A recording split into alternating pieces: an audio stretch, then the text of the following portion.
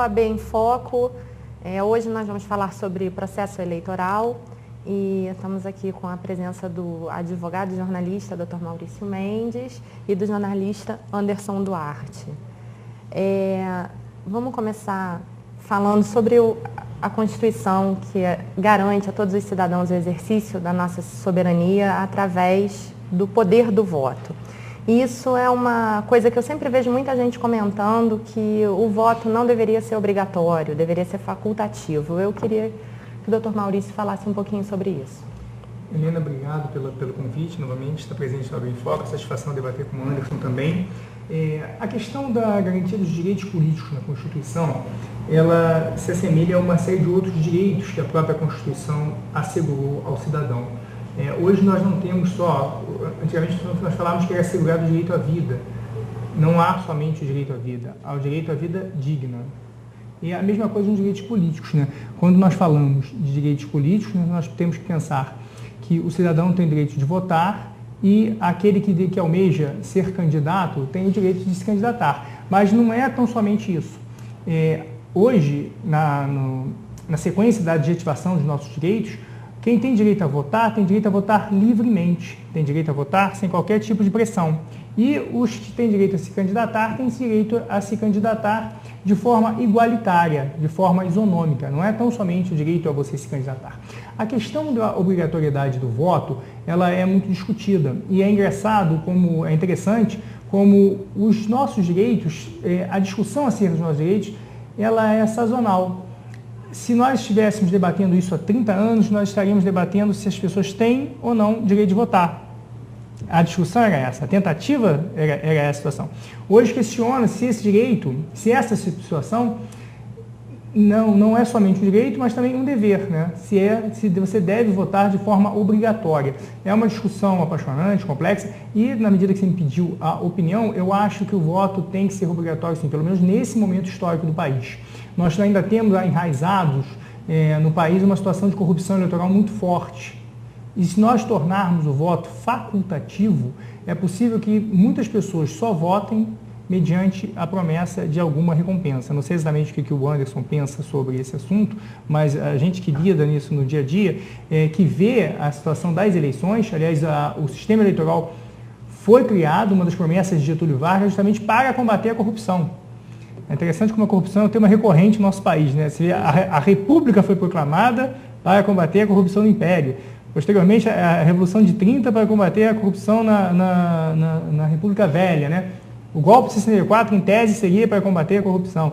E eu acho que hoje, pelo menos no estágio de maturidade que nós temos, né, não seria benéfico ao país você tornar o voto facultativo. Certamente, isso é uma opinião defendida por esse prisma, com esse argumento. Não é uma verdade absoluta, né? Maurício, é importante, eu vou invocar aqui um senso comum muito utilizado, mas que em nosso caso aqui realmente explica muita coisa. O nosso direito de votar é muito recente, né? A gente ainda está aprendendo a participar desse processo, né? Essa é uma justificativa muito utilizada, como eu disse, muito pelo senso comum, pelas pessoas que são defensoras do voto obrigatório, enfim.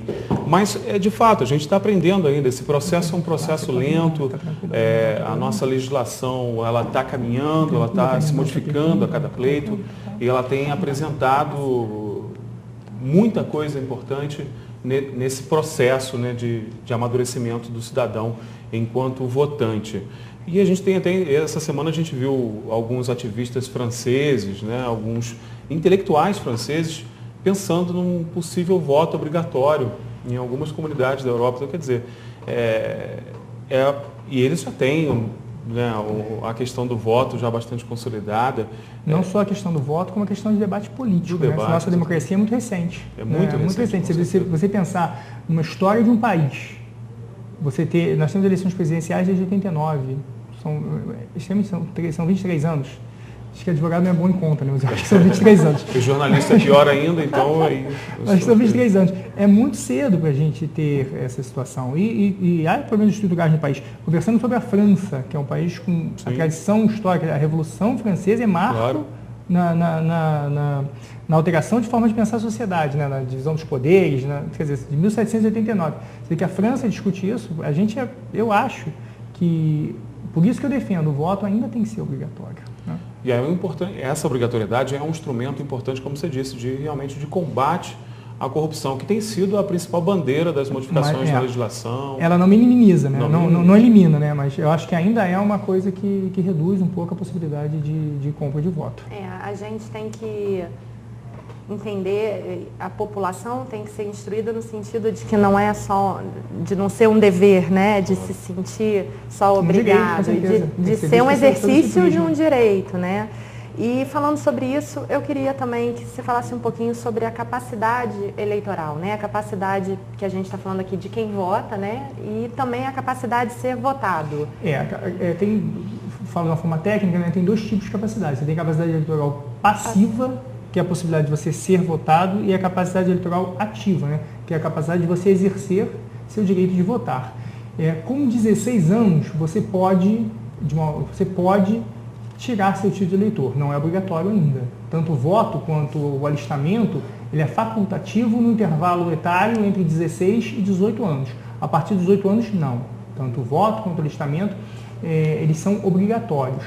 Para você ser votado, é um dos temas hoje mais pulsantes no nosso direito eleitoral, porque estamos recentemente sob o impacto do chamado da lei da ficha limpa. Né? Então, existem situações em que você, com relação à capacidade eleitoral passiva, tem situações em que você não pode votar por questão de idade, ou por questão da profissão que você exerce, ou por questões de você não ter afiliação partidária. Mas também existem situações que você não pode votar porque você está em curso em uma situação jurídica que, entre aspas, corresponde a uma sanção. Como, por exemplo, você perde a sua capacidade eleitoral passiva de forma sancionatória. Se você for condenado de forma definitiva por qualquer crime, você tem a sua capacidade eleitoral passiva suspensa enquanto durar os efeitos da condenação. É um efeito automático da condenação você perder a sua capacidade eleitoral passiva. E agora nós estamos em um debate muito grande com relação à capacidade eleitoral, que é qual vai ser a aplicabilidade da chamada da lei da ficha limpa, que é uma grande expectativa, né? Há uma expectativa da sociedade e uma expectativa também da comunidade eleitoral, a gente saber quais serão aqueles candidatos que tradicionalmente já vêm concorrendo, até mesmo exercendo o mandato, que não poderão ter o registro de candidatura, não poderão ver seu registro de candidatura deferido em virtude de estar em curso em alguma daquelas circunstâncias, que são imensas, são inúmeras, né? São várias. Muito se enfoca com relação, eu falei agora, da suspensão de direitos políticos com uma condenação criminal transitada em julgado. Mas na lei de ficha limpa, existem determinados crimes que não exigem o trânsito em julgado. Que a condenação por órgão colegiado, por si só, suspende seu direito político por 8 anos.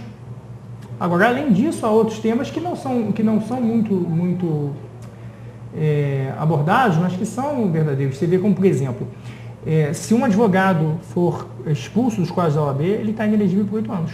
Qualquer órgão de classe que excluir, qualquer pessoa excluída para o seu órgão de classe, o contador, o médico, o engenheiro, ele fica por 8 anos com seu direito suspenso.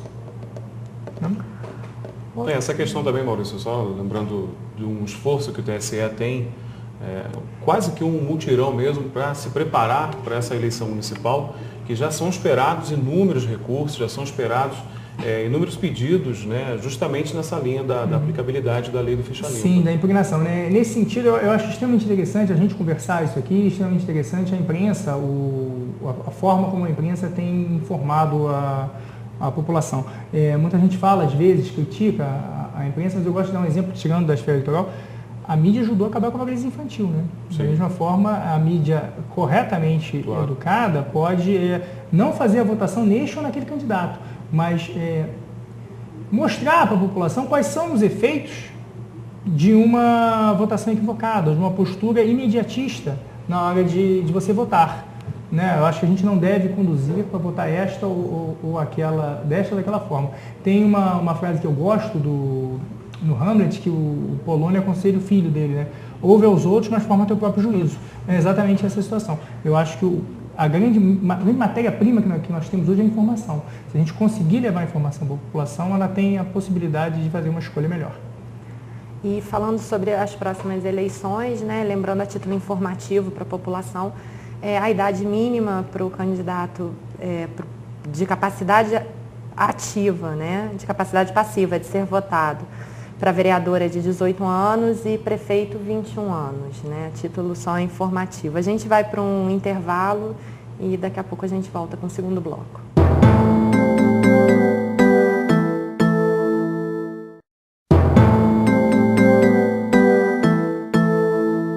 Eu liguei para dizer, o cara da Barra, matada na pele, suspeito é o Guilherme de Pádua. Eu falei pro chefe, todo mundo riu da minha cara. Levou trote. Depois é verdade isso. Vai lá. Bom, estamos voltando. Vou voltar com uma pergunta para o Anderson. A gente estava falando da imprensa. Então, eu queria que você falasse um pouquinho sobre o papel da imprensa nesse processo eleitoral, esse papel informativo, tanto do antes quanto das consequências das escolhas feitas pela população. Como o Maurício disse muito bem, a informação ela é imprescindível nesse processo também, né? Mais do que os instrumentos legais e o que a gente sabe que é muito importante, que tem mantido a nossa eleição como uma eleição extremamente igualitária, é preciso que a informação chegue às pessoas para que as pessoas conheçam, né, quem de fato está pretendendo comandar os seus destinos naquele período. Nós tivemos vários exemplos de quanto uma escolha equivocada pode nos causar transtorno, prejuízo, né? O quanto nós podemos sentir na pele uma escolha mal feita ou várias escolhas mal feitas, né? Um dos pontos importantes nessa questão da informação, que o Maurício falou muito bem, é que as pessoas saibam, cada cargo, o que tem que ser feito naquele cargo, né? O que a pessoa que ocupa, por exemplo, o cargo de prefeito, pode fazer, ou precisa, ou deve fazer. O que o vereador, né, tem que fazer, precisa fazer, e o que ele não pode fazer. Nós temos, eu considero um papel muito importante, porque nas últimas eleições municipais, por exemplo, vou dar um exemplo para a gente entender bem esse papel de chegar à informação ao eleitor. Nós tivemos aqui candidatos a vereador que iam para os palanques, né, dizer que em seu governo as coisas iam ser diferentes, que ele ia fazer isso, quando nós sabemos que o legislador não tem poder de governar absolutamente nada. Quer dizer, prometendo aquilo que ele nunca vai cumprir. Muitas vezes, pelo próprio candidato, desconhecer o cargo a que ele está concorrendo. Função, exatamente. Né? Então desconhece. A atribuição de cada... A atribuição, justamente. E a imprensa também, né? É claro que existe aquela imprensa que é uma imprensa direcionada, a gente não pode dizer que não tem, né? Existe a imprensa direcionada ou utilizada politicamente, inclusive o Maurício pode falar muito bem, a maioria dos processos de cassação, né, vem dessa questão do abuso dos meios de comunicação, do abuso do poder econômico, então a gente sabe que essa é uma realidade, mas... O que eu defendo sempre, Anderson, que eu falo, é que a liberdade de imprensa, ela não é um bem que pertence ao jornalista, a liberdade de imprensa é um bem que pertence à sociedade. A liberdade de imprensa é um binômio. O jornalista tem que ter a proteção dele publicar aquilo que é verdadeiro, que ele acha que deve publicar. Agora, a sociedade tem que ter o direito de receber a informação por inteiro. Né? Você fala das imprensas direcionadas. Eu acho que quanto menor a cidade, é mais complicado, porque os veículos de informação às vezes são reféns de financiamentos oficiais. Né? Claro. Então, o que a gente acaba tendo? A gente acaba tendo poucos veículos de informação e muitos veiculadores de ideários políticos de A, B, C e D. A gente não precisa ir longe. É só a gente ver qual é a composição societária das duas rádios, que são concessões aqui do nosso município. Né? Nós vamos ver, não quero dizer que esta rádio ou aquela rádio haja de forma parcial. Eu quero dizer que a existência do poder político junto com os órgãos de informação é uma coisa muito estreita. Compromete, né, a liberdade de expressão da imprensa. Pode comprometer naquele sentido do que eu falo que é um binômio, né? Que a sociedade tem o direito à informação. Essa forma de perceber a liberdade de imprensa é fundamental para que a gente avalie se houve ou não violação da liberdade de imprensa. Porque quem age de forma parcial viola a liberdade de imprensa. Sem dúvida. Né? Há uma violação da liberdade de imprensa pelo jornalista. Porque ele priva a sociedade de ter a informação por inteiro. Né? Não é ainda uma forma que todos os julgadores enxergam, né? Os julgadores, a gente ainda tem no passado recente de censura, Sim. Então a gente pensa sempre, se eu punir determinada rádio, eu estou fazendo censura. Não é verdade, a gente quer que a informação saia por inteiro. É esse o fundamento, até do fundamento jurídico do direito de resposta. Há uma desproporção entre a pessoa que tem acesso ao meio de comunicação e a pessoa que não tem. E o direito de resposta, quando você concede resposta que não é uma penalidade, é só uma regra, uma possibilidade de você restaurar a isonomia, né? Você concede justamente a possibilidade daquela pessoa ter o mesmo direito de se manifestar, de levar a versão dela do fato, que aquela outra pessoa que às vezes é detentora do próprio meio de comunicação. É importante a gente salientar também, Maurício, a questão da diferença, né? Você tem a conduta profissional individual daquele jornalista que está inserido no meio de comunicação, mas você tem a questão organizacional daquele meio de comunicação Sim. também, né? De que ponto, né, nós podemos falar que um profissional que mantém sua retidão, né, a sua conduta, ele poderá conduzir essa mesma retidão e conduta em um veículo de comunicação que é dominado por um grupo político? É direcionado, né? Essa é uma questão, né? E é uma questão que é levada em consideração, como o Maurício disse bem, em algumas decisões, né? É preciso ver a que ponto, né, a influência da administração daquele meio de comunicação está influenciando naquele produto final daquele jornalista, daquele repórter. E aí, como o Maurício levantou a questão da mídia regional, e aí eu volto a frisar aqui uma outra questão bastante polêmica também, mas que a partir de outras discussões nós já chegamos a essa conclusão, que é a questão do investimento no profissional. Quando você tem um profissional formado, um profissional que tenha passado por uma história de formação, seja ela uma história de formação pela vivência profissional dos anos, ou seja pela academia, quando você tem esse profissional formado, regularizado, e você tem um veículo de comunicação que investe nesse profissional, a probabilidade que aquele trabalho ali seja, né, de acordo com todos esses preceitos que a gente está falando, ela é muito maior, né? Uma mídia regional amadora, como nós vemos em várias cidades, não estou falando só de Teresópolis. Teresópolis tem muitas, eu acho que até excessivamente. Nós já estamos numa proximidade, né, nós já temos um nível de profissionalismo muito grande na cidade. Eu acho que já passou do tempo dessas mídias extremamente amadoras buscarem o seu profissionalismo ou o seu fim mesmo. Eu acho que nós temos demais, mas isso não é um privilégio nosso. A grande maioria das cidades de interior tem esse problema. Vai naquela situação que eu falei, né? Hoje a proximidade entre você deter os meios de comunicação e você ter o poder político também é uma coisa muito, muito próxima, né? Isso acaba atrapalhando. E do ponto de vista jurídico, é bom a gente falar que há um tratamento diferenciado entre o tratamento jurídico que a rádio e TV que recebe o nome genérico de empresas de radiodifusão, é absolutamente distinto do tratamento da mídia impressa. Né? A mídia impressa é permitida ser parcial. A mídia impressa é permitido ela pode assumir opinião, pode. Agora, a rádio e TV não, primeiro pelo alcance, segundo por ser concessão de serviço público. Né? Eles são concessionários de serviço público. A respeito dessa formação dos profissionais e tudo, hoje eu queria que você falasse um pouquinho sobre isso. É imprescindível que o profissional da imprensa tenha conhecimento da lei, né? São tantas as regras e como é que funciona isso? As regras da propaganda política, da veiculação até de notícias, porque você pode estar veiculando uma notícia de crime que ainda não foi julgado e que prejudica. Então, como é que funciona isso? Muitos profissionais da área de comunicação enxergam esse conjunto, né, de normas e de leis como algo que acaba, de certa forma, cerceando.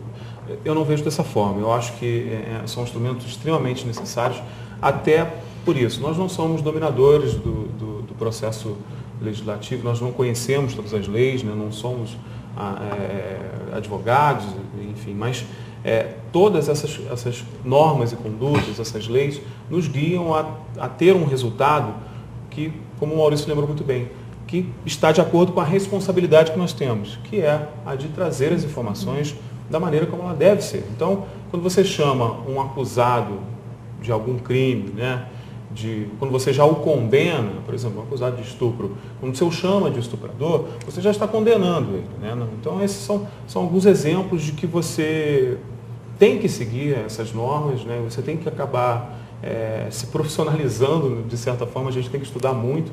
Eu, de certa forma, quando nós começamos esse processo eleitoral recente, né, de entrevistas, e que a OAB tanto ajudou o Grupo Diário nesse sentido, buscarmos, né, a legalidade do processo, a gente acabou tendo que estudar muito a legislação eleitoral, acabou tendo que estudar muito a legislação específica. E nós temos legislações específicas para entrevistas, para veiculação, até na mídia impressa, né? Nós temos limitação de impressão de propaganda eleitoral, temos limitação de tamanho, né?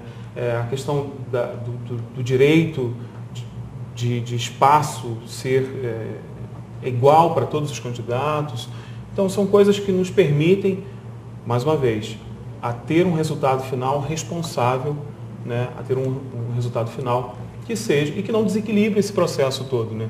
A gente está falando aqui do processo eleitoral, todas as grandes mudanças que nós tivemos nos últimos anos na legislação eleitoral foi para que o processo se torne o mais equilibrado possível, né? Foi o que eu falei do lisura, transparência. Foi o que eu falei. De um lado, o eleitor tem o direito de votar livremente, do outro, o candidato a concorrer de forma igualitária. Igualitária, exatamente. E o meio de comunicação tem uma importância muito grande nesse sentido, né? E em alguns casos ele pode desequilibrar mesmo, né, esse processo. Né? Determinar um resultado diferente. Dependendo da abrangência do veículo de comunicação, dependendo, né, da sua importância dentro da região ou da cidade, ele pode tender a desequilibrar o processo eleitoral. O caso clássico que a gente discute até hoje é a própria eleição do Collor, né? Exatamente. O exemplo clássico que falam até hoje. Né? Então vamos fazer mais um intervalinho e daqui a pouco a gente está voltando.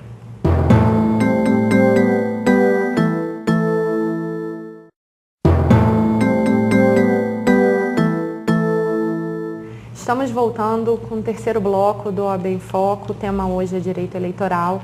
E dando continuidade ao assunto do segundo bloco, eu queria fazer uma pergunta para o Anderson a respeito dessa paridade de direitos do candidato. O que garante essa equivalência de direitos de aparecer na mídia? Como é que funciona isso? Você tem os instrumentos normais, né, que são as propagandas gratuitas, né, que é o horário que é delimitado para isso mesmo, né, para que os candidatos exponham suas ideias, suas propostas. Normalmente não são utilizados dessa forma, são utilizados para outros argumentos, mas enfim, era para apresentar a proposta. Mas você tem aquilo que os candidatos não podem, né, justamente para garantir a exposição excessiva em determinados, mesmo nas matérias jornalísticas, né, que você tem a liberdade, o departamento jornalístico do meio de comunicação, ele tem o direito de, por exemplo, acompanhar os candidatos a prefeito. Então ele faz o dia a dia, o candidato tal, esteve na comunidade tal, mas ele tem que fazer de todos, claro. De todos os prefeitos. É importante dizer que se ele vai fazer de um, tem que fazer de todos, a não ser que o outro candidato não tenha feito nada. Então, que se diga, né, que se deixe claro que ele não fez nada. Então, você tem ali esse direito, mas você também não pode expor excessivamente um determinado candidato. O que eu digo? Você fez ali o dia a dia do candidato, você não vai fazer o candidato, por exemplo, da situação inaugurando alguma coisa, até porque ele já não pode mais participar de inauguração no período de campanha.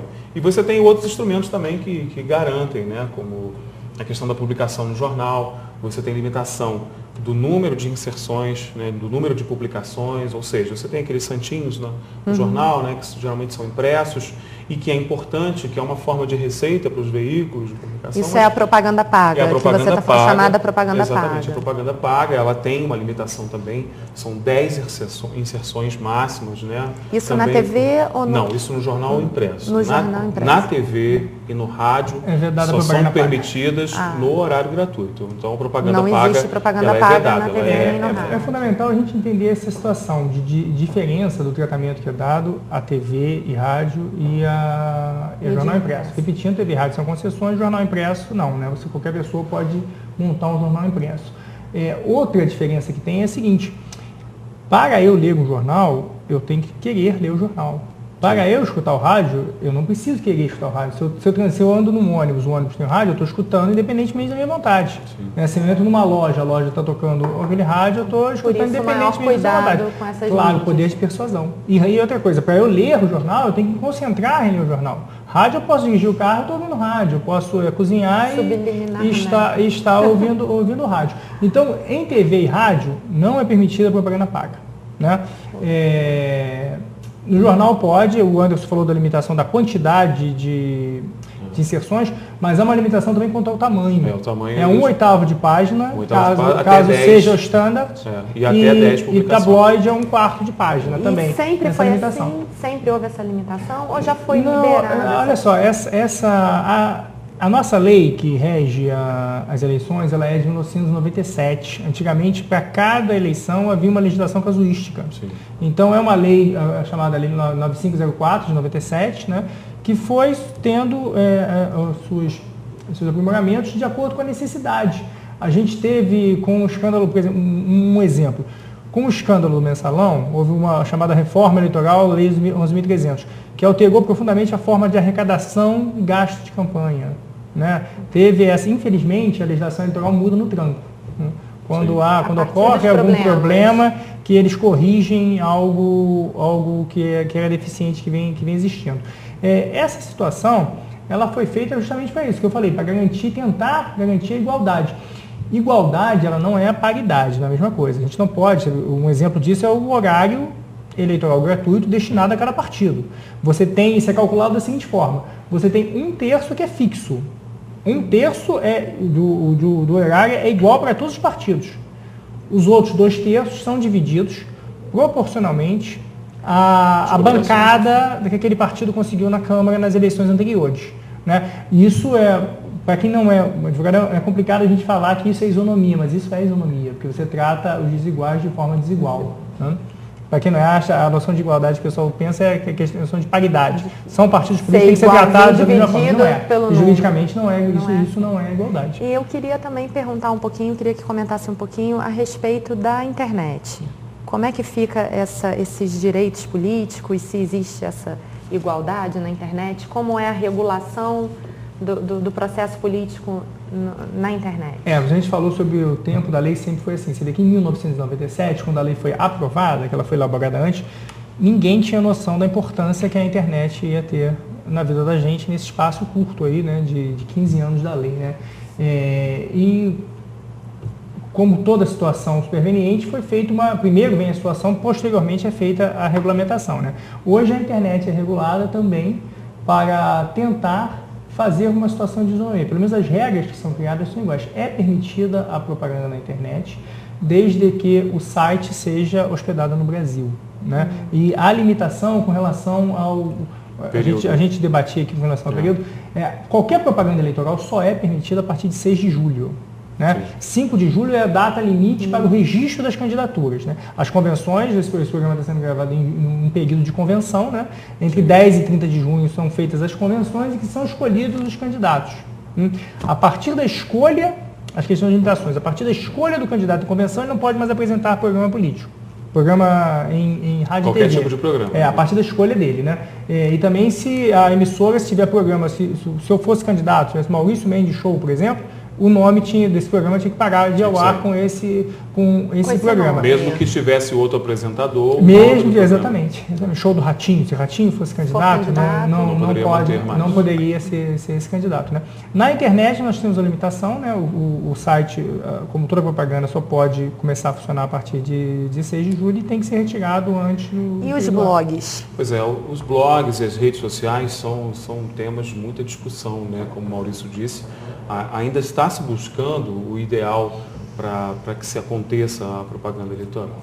Existem algumas limitações, a lei é bastante específica em determinadas situações, mas as redes sociais e os blogs têm também as suas determinações. Não são tão livres quanto é o site de campanha, né, que, como o Maurício disse, tem que ser hospedado com um endereço específico, numa empresa, né, num domínio brasileiro, e tem uma limitação. As redes sociais são um pouco mais maleáveis nesse sentido, você tem um pouco mais de liberdade. Até mas porque também é mais difícil controlar também, difícil social. Né? A rede social, como o próprio nome diz, é uma rede, né? Então, mas existe um trabalho, inclusive de busca de opiniões com a sociedade civil, que é uma coisa relativamente nova, né? Você buscar as audiências públicas para tentar suprir algumas necessidades nessa confecção da legislação.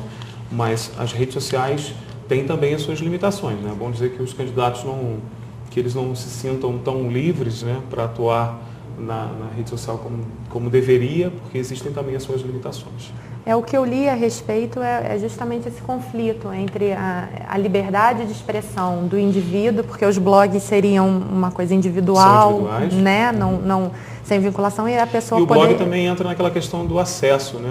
Os endereços dos blogs normalmente não são endereços muito fáceis, né? Geralmente tem uma extensão muito grande, então isso também foi cogitado, né? Para você entrar num blog, geralmente você entra a partir de um link ou de um direcionamento, né?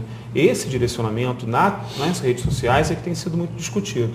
Então, eu posso usar o blog e eu não posso usar a rede social, aí eu vou na rede social e coloco o link do blog. Agora, uma coisa interessante de propaganda pela internet, é permitido ao candidato enviar e-mail para você, informando a sua propaganda. Mas também é um dever do receptor desse e-mail não receber mais. O candidato tem que mandar o e-mail com a possibilidade de uma resposta negativa. Então, eu tenho que ter o direito de não querer mais receber esses e-mails. Mas é facultado. O candidato pode mandar, não estaria infringindo a lei de forma alguma, só que tem que, como o Anderson lembrou bem, ter uma possibilidade, um mecanismo dele desativar aquele para ele não receber mais. Mas é permitido uma propaganda pessoal do candidato. Eu li também a respeito de uma decisão desse problema da internet, porque a internet hospeda várias informações, né? Você vai lá, digita o seu nome e você tem uma ficha completa. E do problema das datas, doutor Maurício, então assim, por exemplo, informações que em 2005 seriam verídicas e até a respeito de crime também. Fulano foi condenado pelo crime tal. E aí já acabou a condenação, ele já cumpriu a pena, já acabou esse período, e isso continua aparecendo na internet. Quer dizer, o que isso gera, né, para o candidato de atrapalhar uma campanha, de tudo. E esses dados ainda continuam, é o que eles chamam na nuvem, né, na rede. São os bancos de dados, né, que Tem alguma regulação disso? Tem um prazo para essas informações que estão na internet serem retiradas? Isso fica direto? Como é que funciona? A primeira coisa que a gente tem que saber é o seguinte: a informação é verídica ou não, né? Sim. Essa situação. Porque uma coisa é a informação ser desagradável, outra coisa é a informação ser mentirosa. É completamente diferente. Há algumas defesas de direitos da personalidade que aí transbordam a esfera política. Como, por exemplo, eu lembro que se a pessoa já cumpriu pena, já pagou à sociedade toda aquela situação, existe a possibilidade de ela não ser exposta àquilo que ele fez. Um exemplo clássico, eu não vou sair da esfera eleitoral, foi o Doc Street com relação ao Linha Direta. Né? Ele conseguiu impedir que o Linha Direta expusesse aquela situação do assassinato ao qual ele foi condenado, porque ele já teria pago completamente, estaria inclusive reabilitado. Né? Agora, a primeira coisa que a gente tem que fazer é fazer a distinção entre informação desagradável e informação inverídica. As informações verídicas elas têm que ser eliminadas e algumas informações têm que ser corrigidas. Porque o Anderson falou uma coisa interessante, que é, se a gente antecipa a pena ou antecipa a condenação de determinada pessoa acusada por um crime e posteriormente aquela pessoa vem ser absolvida, eu acho que é razoável que ele... Eliminar a informação na internet é complicadíssimo, né? Mas que ele tenha o direito de, na medida do que é possível retirar aquela informação que o condenou antecipadamente, né? E que seja acompanhada da situação final, que ele foi absolvido daquela questão. Então, tá esclarecido. Vamos agora encerrar mais esse bloco e partir para o próximo daqui a pouquinho.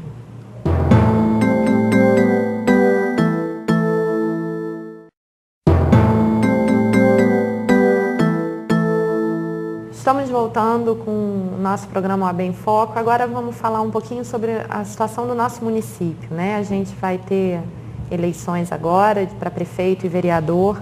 Recentemente houve uma decisão da manutenção do número de vereadores, em aumentar o número de vereadores, e a Câmara decidiu por manter o número que já existia. Eu queria perguntar para o doutor Maurício como é que é calculado esse número de vereadores por município.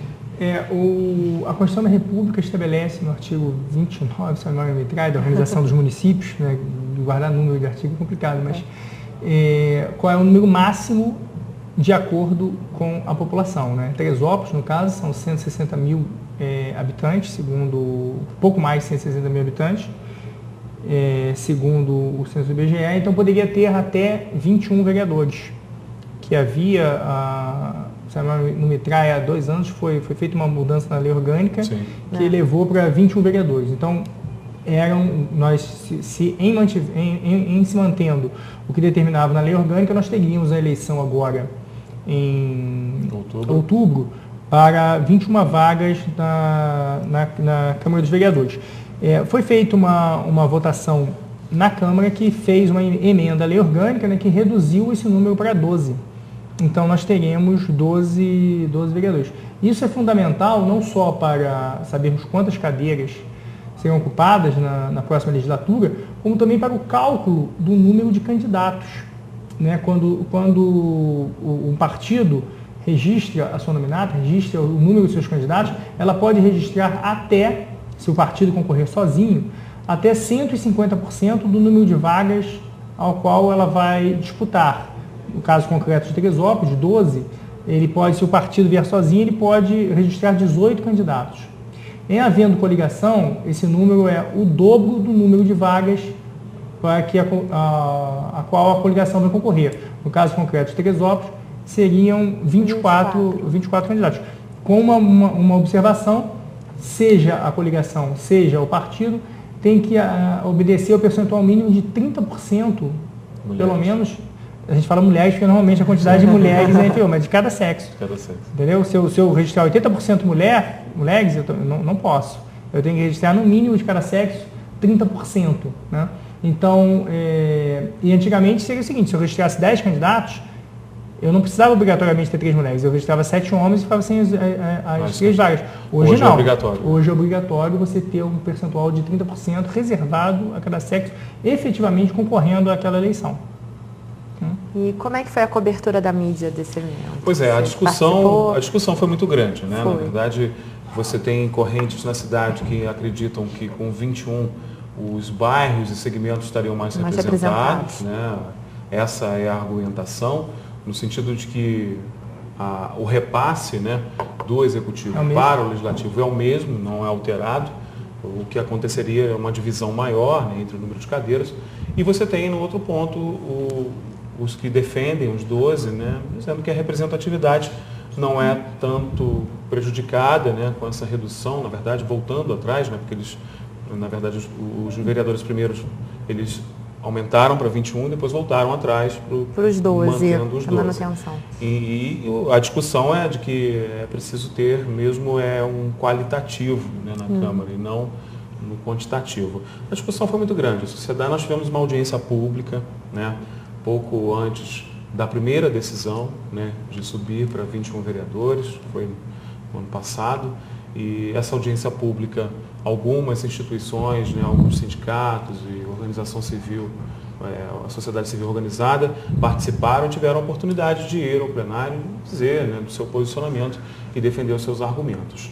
Na ocasião, o número de 21 vereadores foi acima, né,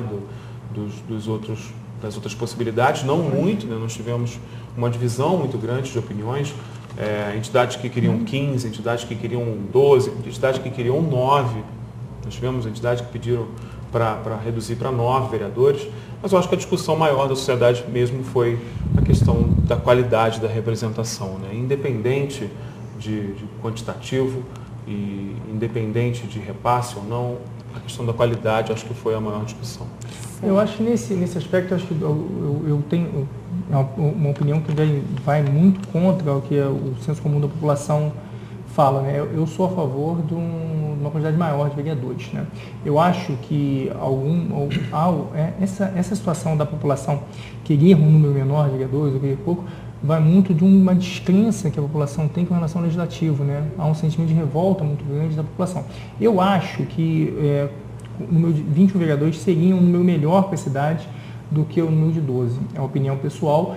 E o que eu defendo é um controle rigoroso de como a gente vai gastar. Mas o controle não é feito pela Câmara ou pelos vereadores, de como vai ser gasto. Tem que ser feito pela população. A população, é cômodo a gente reclamar muito de como está sendo feito errado. Agora, a gente tem que fazer um acompanhamento de como efetivamente essa verba, que tanto faz ser de 12, ou o número ser 12 ou 21 vereadores, ela vai ser aplicada. Né? A gente saber se há pagamentos de diárias que efetivamente não ocorrem, se há feito o pagamento de gratificações que não ocorrem, se estão inchando a Câmara com cargos, ou de que forma ela é colocada. Agora, a representatividade, você diminuir o número de vereadores sem diminuir a verba que é destinada ao Legislativo, me parece tão somente um golpe na representatividade. Né? É uma opinião individual, é uma opinião minoritária na cidade, todo mundo defende uma quantidade menor de vereadores, mas no meu entendimento eu acho que não deveria ocorrer dessa forma. Essa questão da representatividade também é um tanto quanto complicada. A gente sabe que o vereador normalmente tem os seus nichos, né, tem as suas representações regionais, mas ele é um vereador da cidade de Teresópolis. Né? Então, você levantar uma bandeira de que uma determinada comunidade ou uma determinada região ou segmento profissional, enfim, até segmentos profissionais... o voto ideológico. Não estaria representada. Não estaria representado, é até um desequilíbrio. Contrassenso com a sua função. Né? O vereador, ele é vereador de Teresópolis, não é um vereador do Parque do Ibuí ou da Cascata. Exatamente. Então, quer dizer, é até essa discussão também. Mas eu vou dar aqui a minha opinião pessoal, normalmente eu não dou minha opinião pessoal, mas eu também acho que 21 vereadores seria um número bastante razoável. Eu acho que seria melhor. Concordo com o Dr. Maurício. Eu acho que o que tem que haver realmente é um controle maior desse repasse e da aplicação. Não só do repasse. Discute-se muito quantitativo, né, numérico, matemático desse repasse. E não se discute muito os instrumentos de regular a aplicação desse repasse. Nós tivemos vários episódios de diárias, como lembrou muito bem o Dr. Maurício, e outras comemorações. Né, e sendo que hoje, com a lei do acesso, qualquer um tem a possibilidade de saber, inclusive saber o salário do servidor, né? Saber o quanto isso vai de encontro também à questão que a gente falou de saber a função do vereador. Né? Um vereador que aplica mal a verba que é destinada ao seu gabinete é um vereador que não conhece a sua atividade, não conhece a sua função. Eu queria fazer mais uma pergunta a título de esclarecimento, porque é uma coisa que confunde os eleitores, que são leigos, né, em legislação e tal, a respeito do sistema proporcional. A gente sabe que o prefeito é um sistema de voto majoritário, é simples, claro para entender. Eu vejo muita gente comentando, mas fulano teve menos voto que cicrano e entrou. Então, dá uma explicadinha para gente. A gente tem aqui o sistema majoritário, que principalmente os cargos ao executivo e o cargo legislativo do Senado, quem receber mais voto, entra. Nos municípios, nos estados, nos municípios com mais de 200 mil eleitores, o candidato mais votado não atingindo 50% mais um dos votos válidos, ele tem que haver um segundo turno com os dois mais votados. Né? Nos municípios com menos de 200 mil eleitores, e aqui para calcular o número de vereadores é o número de habitantes, aqui para calcular se vai haver no segundo turno é o número de eleitores, você tem que o candidato ao prefeito que for mais votado, ele está eleito. No legislativo, para a Câmara dos Deputados, para a Assembleia Legislativa, para a Câmara dos Vereadores, é um pouquinho distinto, né? Você tem o chamado voto proporcional. Você vota para aquele candidato ou naquela legenda. E aquele voto do candidato ou da legenda soma para a coligação ou para o partido dos candidatos. Então a gente faz uma coisa chamada que é quociente eleitoral. Você pega o número de votos válidos e divide pelo número de vagas. Né? Vamos fazer uma coisa redonda aqui. Se Teresópolis tivesse apurado 120 mil votos válidos, né? Você divide pelo número de vagas, que são 12 vagas. 12. O quociente eleitoral seria 10 mil votos. A cada 10 mil votos que aquela legenda ou coligação atingisse, teria uma vaga. Teria uma vaga. É assim, por isso que às vezes você pode ter um candidato que faz sozinho numa legenda ou numa coligação 9.999 votos, ele sozinho, ninguém mais da coligação tem voto, e não vai atingir, ele não vai ser eleito. E outra coligação, e cada um faça 1.000 votos, né, com 18 candidatos, faz 18 mil votos, tem direito a uma vaga. Um fator também que acontece muito é que as pessoas até perguntam muito sobre o que é o candidato escadinha, o que é complementar, fazer voto. É justamente isso, né? Nesse sistema em que prevalece essa conta matemática, você acaba tendo ali os candidatos que trabalham para eleger outros candidatos. Né? Então, as coligações servem para isso, né? Que muito se discute, o partido tal coligou com tal para conseguir tempos de televisão. Às vezes nem é para isso, né? Às vezes é para conseguir uma estrutura, porque você, apesar de não saber quantos votos você vai ter na eleição, existem as projeções, existem candidatos que já estão aí nessa luta já há algum tempo, então tem ali a sua quantidade de votos já determinada. Isso foi fundamental, porque a redução, isso para o cenário de Teresópolis foi fundamental, a redução do número de candidatos, porque foi redesenhada as possibilidades de coligação. Praticamente todos os partidos.